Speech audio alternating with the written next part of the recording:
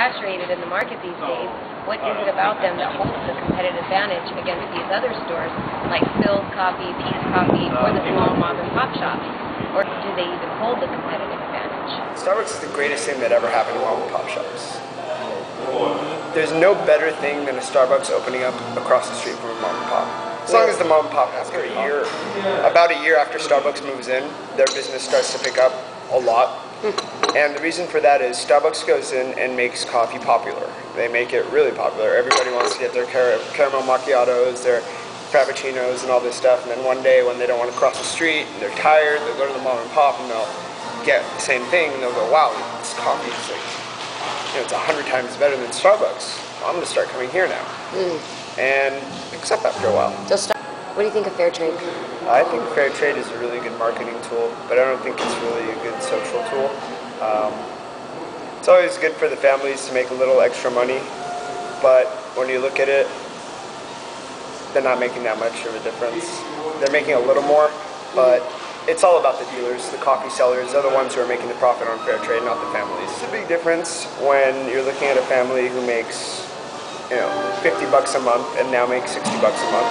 Right. It's huge, but you're also seeing the other end of it where you have the grower on this side and you have the seller on this side, all the way in the U.S., who's instead of selling coffee for $2.50 a pound or $3.50 a pound, to the roaster is now selling it for $4.50 or $5.50 a pound. Right. He's making $2 a pound, where these guys are making $10 a month. Markup is pretty simple. We buy coffee for market price, whatever market price is, changes every day, and we sell it at about 25% more. The advantage that the small mom and pops have is they actually have good coffee. Good coffee, nicer service, and I don't know about the rest of the country, but in the Bay Area, it's really good to help the small retailer. At least in San Francisco, nobody really likes to go to the big chains. They prefer to go to the small mom and pops. They buy local, they support local.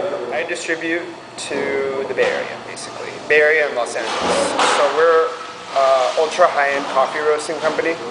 We cater to high-end markets, high-end restaurants, and high-end cafes, coffee shops.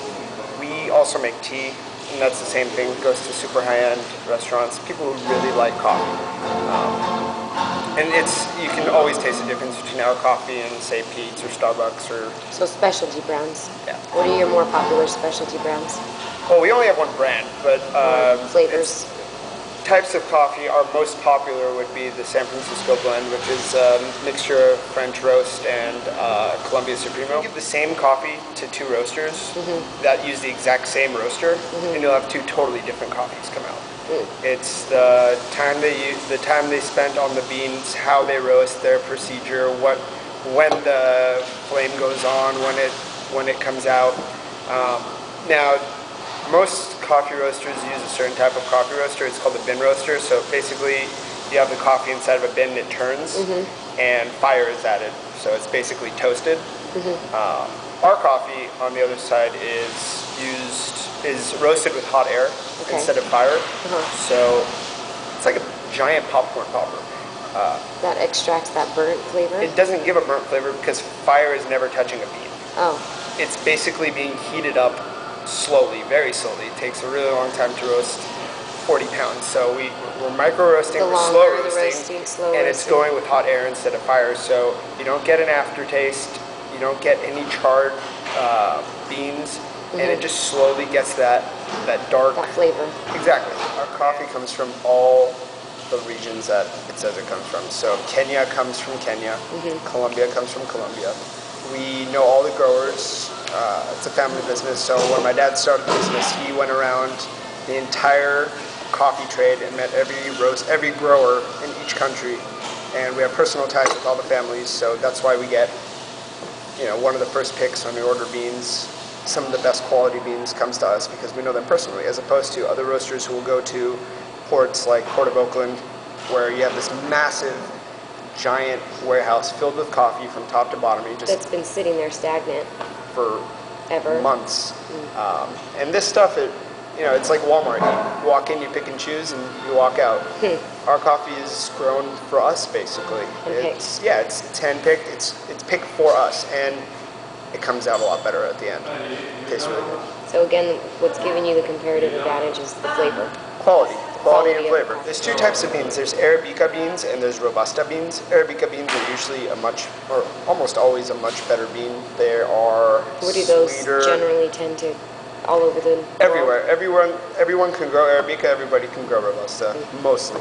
And we don't buy Robusta beans. They're lower quality beans. Are what Folgers uses or used to use. They say they don't anymore, but kind of insider. Supermarket brand coffee. They use Robusta. Buy a lot from Brazil. Brazil has a big market share. Well, it has a huge market. It has a bunch of different farms and it has a bunch of different growers and dealers and stuff. The best coffee that we can roast in our roasting process is the Brazil bourbon, and that's one of the most delicious coffees that I've ever had. You have Colombian, you have Brazilian, and I would say if you like a nutty, earthy coffee, it'd be Kenyan. Those are my three favorite.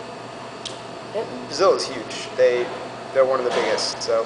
They probably hold the absolute advantage in the market. Yeah, I'd say so. Well, because it's regional. It's not necessarily by country. It's regional. I mean, South America holds the advantage because it's closest and they produce a lot of coffee. Africa does a lot. Indonesia does a lot.